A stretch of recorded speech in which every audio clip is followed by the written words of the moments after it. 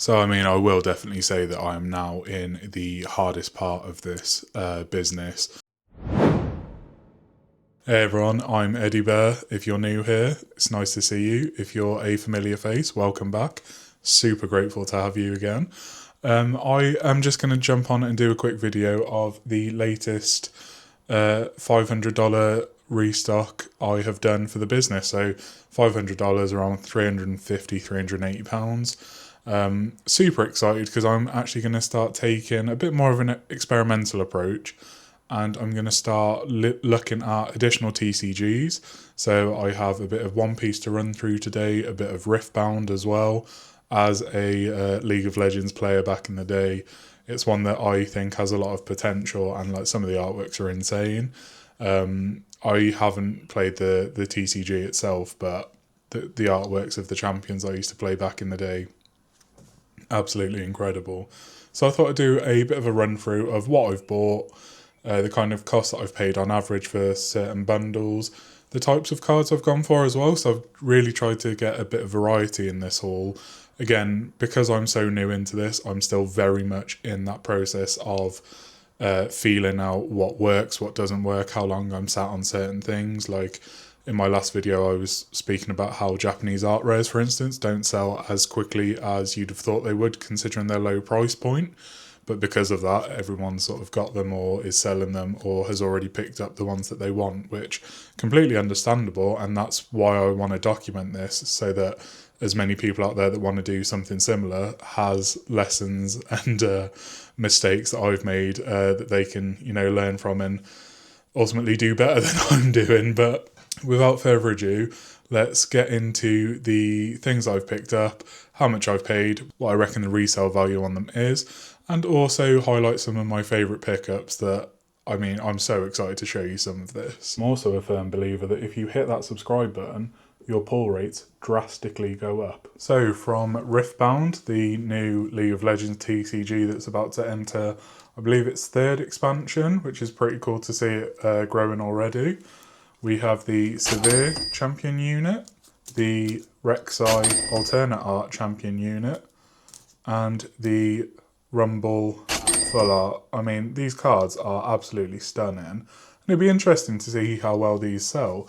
I remember back when Riftbound originally came out, I pulled an Altar Order rune, and I managed to sell that on eBay just as a sale, not associated with any business or anything, just selling a card I didn't want. And it went fairly quickly. I also sold like a rares hollow like bundle, and that went quite quickly as well. So I do think there is potential in this, and I didn't actively go out to seek to get these cards in particular. I had a bit of an itch for a pack ripping session, so I picked up whatever I could find out in the wild at retail, saw some Riftbound, and I thought, why not, let's give it a go. And I was pretty happy with that. But again, because they were packs and it was me being a bit of a degenerate, I'm not going to include the cost of the packs on this because it was money I was going to spend anyway.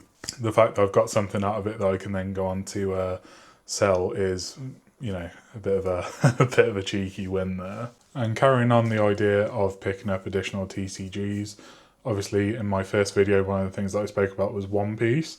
So I have a nice little stack here that will be hitting my Vinted very soon. So from OP15, we have the Kaku alternate art. We have the Kaku Egghead Crisis starter deck from the promo booster pack. So 2 Kakus there. We have the SR Marco, which when I first pulled it, I was like, there's no way that's just an SR because of how it's like almost borderless, but such a sick card. And I think because it's from PRBO2, the artworks in that set go absolutely crazy. Also from PRBO2, we have the Zorro. Now this one, I believe, is an incredibly playable card. Although it is just like a standard rare, it actually is sort of like £10 to £15, which is really uncommon for One Piece just rares because they're guaranteed in every pack. I think normally they're like 30p, so big winner there. And again, because I pulled it from something that I was going to open anyway, easy one to add in and sell, especially if it goes to a player. And then I have a series of these Luffys. Great artwork. I mean, I thought having 3 of the same was quite a lot, but when I was vending with Jarl of the Cards at the Wolverhampton Card Show, my God, he had pages and pages and pages of that card, and a lot of them did sell. So, yeah, I mean, a Luffy card, never a bad thing. We have a Trafalgar Law Secret Rare, a Frankie alternate art, a Vegapunk alternate art from the anime collection. We have a Lucky Roo alternate art and a Queen alternate art. So quite a few cool cards that are going to hit the shop again.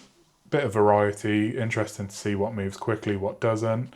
Gives me more insight as to what I want to stock up on in the future. And also just gives me a bit more sort of cash to play with as well. When it comes to modern Pokemon, we've got the Spheal illustration rare. Easily one of my favourite illustration rares from the Scarlet and Violet era. We have the Sinistcha EX Special Illustration Rare from Twilight Masquerade. Bit of a niche one, so I know that this one will probably go to someone that's looking to complete a master set. We have Omanyte from 151. I managed to pick this one up off a good friend of mine, and because he was so keen to support the business, he gave it me for 50% of market, which is absolutely unbelievable. So massive shout out and thank you to you, Josh. Insane, what a legend. Go check out his art as well. Unbelievable stuff. He's done me a Gengar and a Nidoking that'll flash up on the screen. A lot of this stack admittedly comes from him, so super helpful and will give me that sort of like a bit of fuel I need. We've got the Mega Kangaskhan full art. As a TCG player, I know how essential this bad boy is in a lot of decks at the moment. So again, has good potential resale value there. And if someone wants it for a deck in particular, I'll probably do them a bit of a deal because I am a collector and player first. From 151 again, we have the Alakazam EX full art. Any 151 I can pick up at reasonable prices at the moment, I'm absolutely going to be doing. Going back to Super Modern, we have the Mega Ordino full art. Again, good in certain decks, essential for master sets, and one that, as I was able to pick up cheaply, it was a bit of a no-brainer. We have the Spiritomb illustration rare. I think this is criminally underrated and undervalued. And in a similar vein, we have the Obstagoon from Ascended Heroes. Again, such a sick card, super cheap, will look great in binders. I've got this one in English and Japanese in my personal collection because I just think it's a sick artwork, so really happy with that. And then we have the Mischievous. Great Pokemon, great artwork from Ascended Heroes. A set that seems to be going crazy, particularly with the high-end sort of chases like the Gengar and the Pikachu. Even the Dragonite, they're all going nuts at the minute. So wouldn't surprise me if these illustration rares start picking up as well. Like we've got the Carbink, super cute card. Those that collect like cute Pokemon cards, or they have like themed pages in their binders. Anything like that, this is a great addition to. So again, super happy to have picked that one up. And then the cards that I'm a massive fan of at the minute is the Mega Attack Rare cards. So we've got the English Diancie. They're ones that I think will do crazy well long term. Another thing that I wanted to experiment a bit with is trainer cards. Now, I know that these cards are typically quite cheap in comparison to, say, Pokemon illustration rares and special illustration rares. But because of that, I also feel like there's a real opportunity where people may not necessarily be targeting that as an offering that they are actively looking to pursue. So I've got a nice mix of trainers here that I think could do quite well quite quickly. So from Surgeon Sparks, I have the Lycia's Appeal Special Illustration Rare with the Altaria in the background. Really, really nice trainer card, that one. From Obsidian Flames, I have Rhyme. They're always required in some capacity, and it's just a nice sort of thing to be able to have these cards to help people complete sets. Like I've been in the position of needing like one reverse holo to complete a set, and hunting it down can sometimes be an absolute nightmare. So I'm hoping I can take a similar approach with these trainer cards, help people complete their sets, because that's what we're all doing here. I want to use this little business as a way of helping as many people get the cards they want, complete the sets that they're working on, and also just have a great sort of time along the way. From Prismatic, I have 2 copies of Friends in Paldea. Again, super sweet card. Paldea Evolved, we have Saguaro. Again, pretty cool card. Paldea, I believe, is now out of print, so this is one that could potentially go up over time, but also happy to let this one go fairly cheaply to help people complete sets. And then from Ascended Heroes, we have Anthea and Concordia. Now, if anyone ever actually pulls off the play that this supporter enables in the TCG, let me know, because that is like assembling all the pieces of Exodia. I would be so keen to hear about that. Like, let me know in the comment section if you've ran an ends deck, if you can, like, if you have pulled this play off, if you also have got like a video of you doing it, please link it me. I really, really want to see that. From another good buddy of mine, I've picked up some more niche cards, and these are the ones in particular that I am super excited about. In particular, these first three.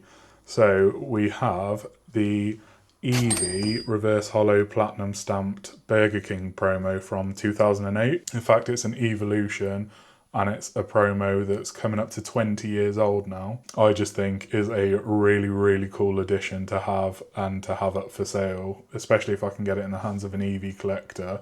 This is such a cool card to have. In a similar vein, I also have the Leafeon, stunning reverse hollow, and the Glaceon, again, platinum stamped from 2008. Unbelievable. If these promos came out nowadays, could you imagine the chaos that we would see? Like, it would be, if any of you have seen the film World War Z, you know the scene where all of the zombies are rushing and climbing the wall on top of each other. I think it'd look like that. Like, Smiths would be an absolute scene. And then I picked up a few sort of Sword and Shield and Scarlet and Violet bits. So from Destined Rivals, we've got the Hydrapple illustration rare. From Surgeon Sparks, we've got the Larvesta illustration rare. One that I actually think is really underrated. I think it's a very sweet artwork. We have the OG Aura Farmer himself with the Lucario V-Star promo. Again, sick promo, great Pokemon. I imagine that one will go fairly quickly. And then you can't be getting a Pokemon bundle without picking up a Charizard. In this case, the Charizard V from Brilliant Stars. So again, really budget-friendly Charizard. That's sort of the name of the game at the minute.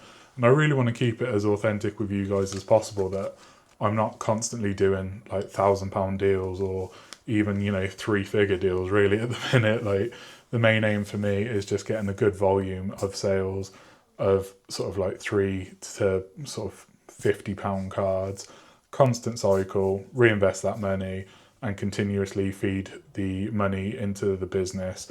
Like, I'm not going to be taking any kind of wage or profit from this. Definitely not going to be doing that anytime in the short term, especially. So everything here is just to fund the next thing, which is the next collection, the next cards or slabs that I buy, and continuously feed and grow this business. And as I say, I want to keep you guys updated with all of the highs, lows, the agonizing moments, the amazing wins. I'm going to document it all on here. And if there's anything you guys want to see, please let me know in the comment section. DM me on Instagram. I'll put all my links in the description just so I can cover off any sort of questions that you have, anything you want to see more of, less of, anything you want me to talk more about. I am fully up for doing what I can to enable as many of you to do this sort of thing as well. As I say, this restock was around like $350. A lot of this is made up of the stamped EVs, and then I also have a couple of slabs on the way coming from my good buddy Mush. I have the Mega Starmie EX in an Ace 10 and a Mega Sharpedo Ace 10.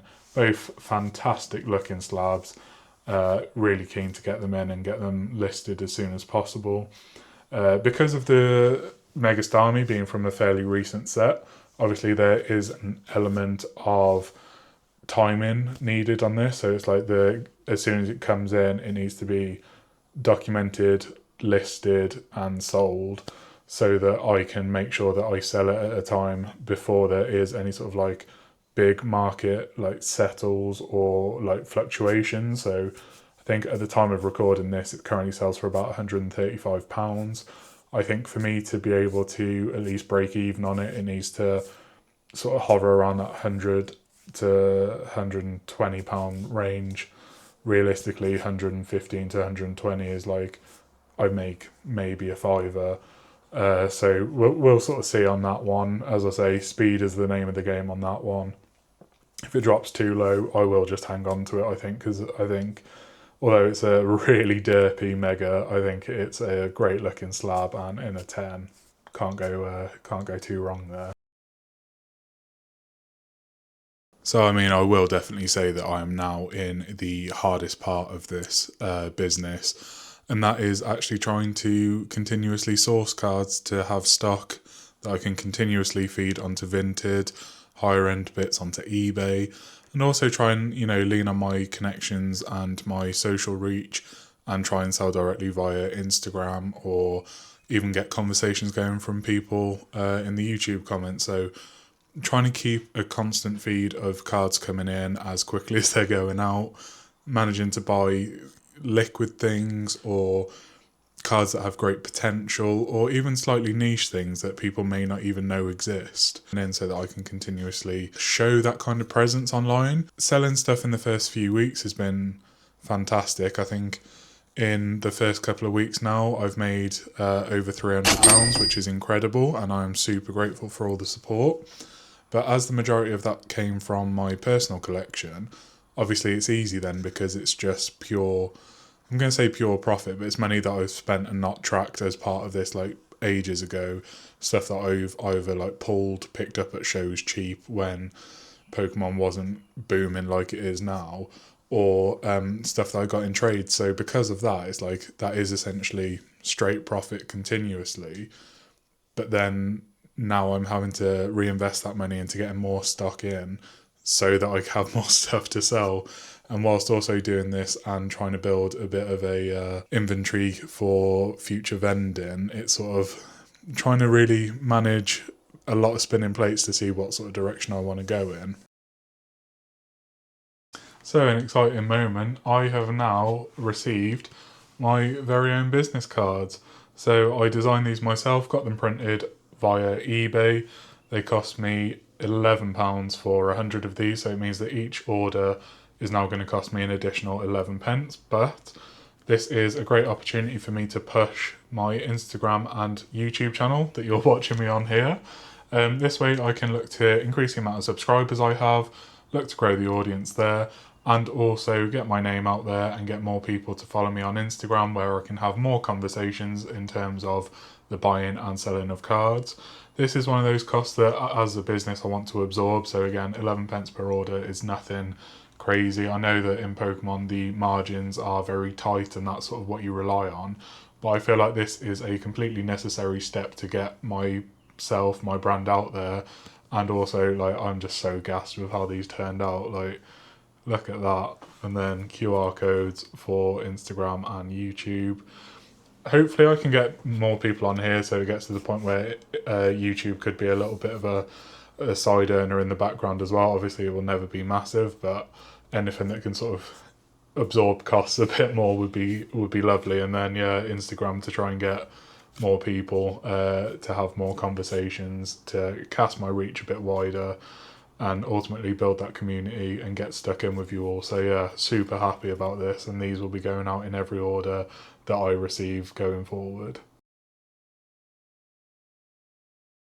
As discussed previously, within a few minutes of uploading, I have had an order, so we've got a lovely little bundle going out. We have the Phantasmal Flames Wigglytuff IR, the Celebrations Pikachu Full Art, absolutely love that artwork, the Journey Together Swinub, the Phantasmal Flames Togedemaru, the Phantasmal Flames Nimble, the Journey Together Hops Wooloo, and the Destined Rivals Yanma IR. Now I'm going to show you the full process of what I do and how I package my orders, just so you can get an idea for the steps that I take to protect the cards, make sure they arrive in the condition that I send them out in, and also what every order can expect to receive. Now, because there's a few cards here, I'm going to break this up into a pile of 4 and 3. The reason for this is all of my orders go into team bags. This is just so I can make sure that none of the cards will move around in the shipping process. There is nothing worse than getting a card that is actually packaged up exactly how you want it. It's sleeved, it's top loaded, it's put in a bubble mailer or card backed envelope, and then it moves around in transit because the top loader is like a little bit loose, and the card can actually come out the top of the top loader and just start getting scratches, creases, or heaven forbid, the card is taped inside the top loader, which leaves all kinds of residue and just opens up the floor to terrible condition cards being received. So we've got our bundles here. As you can see, I'll shake it about lightly. The cards are not moving at all, and even if they did, they can't get past the top of the top loader because of the lip that's created by the team bag. So again, this is essentially an extra 2p per order, or in this case 4p because it's a bigger order, but because it's a bundle, can't go wrong. It's a lot of cards going out in one go, again via Vinted. So now let's get these into a bubble mailer and get them prepped for sending out. Grab our bubble mailer, put our two bundles together. Again, every card is sleeved and top loaded, and then the two sets of team bags. We'll pop that into the bubble mailer like so, and that is ready and robust for shipping. And of course, no order is complete without the handwritten thank you note, as I appreciate each and every order that I get. Your support honestly means the world, and I am so excited to see where this journey goes. So whether or not you've placed one order, multiple orders, no orders, or will do in the future, I appreciate every single one of you, and every order will, and continue to do so, receive a little handwritten thank you from me to you, just to express my gratitude for supporting this growing business. We have it, the finished package, ready to take to my local post office, where it'll get scanned, labelled, and sent out the day after receiving the order. And that about wraps up this short and sweet update this week. As I say, sales are going very well still. We've cleared that £300 profit, which is fantastic. Very consistent, very happy with the progress so far. I'm now sort of hitting that crunch point of I need to make sure that I'm continuously buying cards so that I have that constant feed so that I can continue to upload, to sell, to reinvest. So if any of you that are watching this are looking to sell cards, please hit me up on Instagram. I will happily take a look at whatever it is that you're selling, and I'll try and offer the best rate that I can. Obviously, if it's higher end stuff, I won't be hitting you with the stereotypical 70% or trying to pull the I'm a brick and mortar because I live in a house, so I can only offer you like 50%. That's never going to happen. So yeah, anything that you have, please drop me a message and I'll get back to you. I'll put all my social links down below. And yeah, if you have any questions or any predictions as to what I've shown today that will sell well, what will sell poorly, anything that I've been an idiot on buying, please let me know in the comment section below, and I'll catch you guys on the next one. Eddie Bear out.